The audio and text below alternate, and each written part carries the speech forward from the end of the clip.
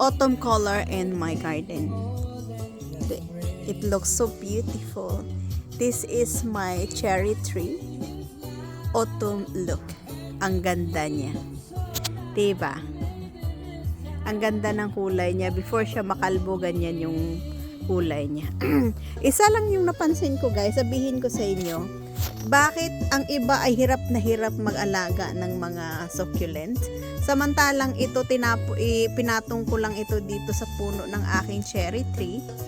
Nag-thrive naman siya, see? Ang dami niyang anak, guys. And yung ating jade, pinatong ko lang dyan. Tingnan mo yung tubo niya. Ang ganda naman. Diba?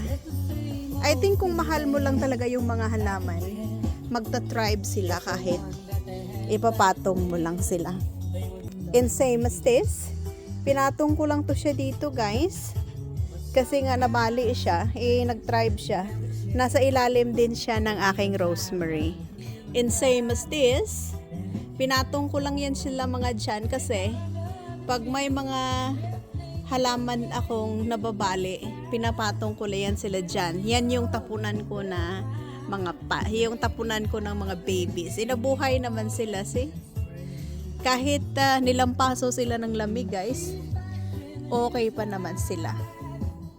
See? Hudyat na po yan ng Halloween. See, ang dami na nating cobwebs. See? Tingnan mo naman ito. See? Ito yung mga tapunan ko ng mga babies. Ang dami naman nila. I mean, dyan ko lang sila pinapatong pag yung nabali sila or kailangan ko silang alisin sa pot. Dyan. Okay naman sila. Kaya, one thing lang ang dyan. Pag mahal mo talaga yung mga halaman at alam mo ang ginagawa mo, they will thrive kasi ramdam din nila yan na mahal ninyo sila. Ganon. Nagta-thrive talaga sila. Tingnan mo naman ito, guys.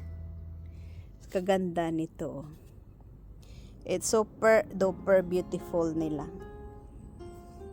See? Saan pa kayo niyan? In this is the example ito ng sila, guys, look.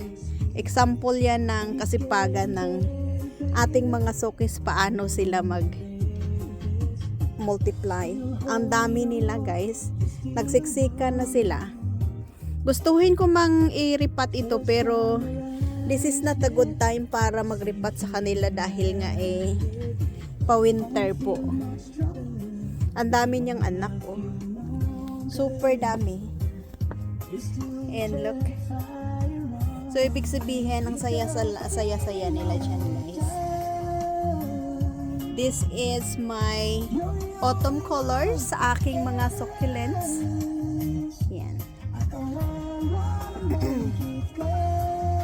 And look at this. Ang lago niya, guys. See? Wala man lang ka-import, nilagay ko yan siya dyan kasi nabali yan dati.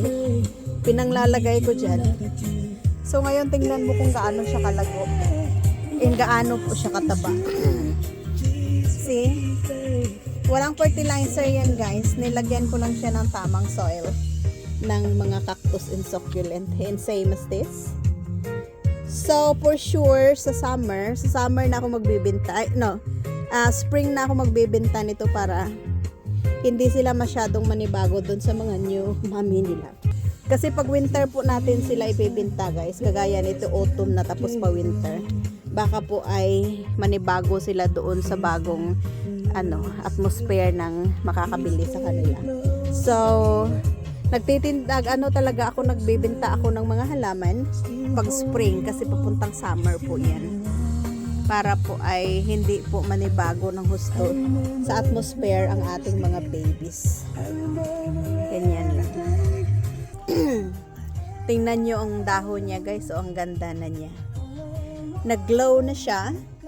Kasi pag malamig na, guys, talagang nag-glow yan siya. Puro yan puti yung dahon nila. So, nakumpisa na yan siya kasi malamig na po. Pag summer po yan at mainit ang panahon, Pink po yung dahon niya. Ayan. Unti-unting nawawala na siya. Which is very special. Kaya gustong gusto kong inaalagaan itong ating mga succulent kasi nga very very beautiful sila. Nagchi-change yung kulay nila according po sa temperature ng panahon. So, ayan. Ang gaganda ng kulay nila. Diba? Ang ganda nila. Ating mga autumn color. And our Ionium Durango. For more updates guys, para lagi kayong ma-update dito sa ating mga halaman, don't forget to follow my page para din po makatulong sa atin na lumaki-laki naman yung ating bahay. Thank you po everyone for watching and supporting my vlog. Kahit naman ay minsan ay pinag-aanuhan ko lang ito, kung ano-ano na lang nilalagay ko dito sa aking bahay. Yan guys, oh look. Makikita natin dito guys na hindi na siya happy. And compare dito. See? Kasi siya ito nag-green tapos ito parang ano siya, pag hindi yan sila happy guys at stress sila, ganyan po ang kulay nila. So, kung anuhin natin yan siya dyan, aalisin natin siya dyan kasi parang may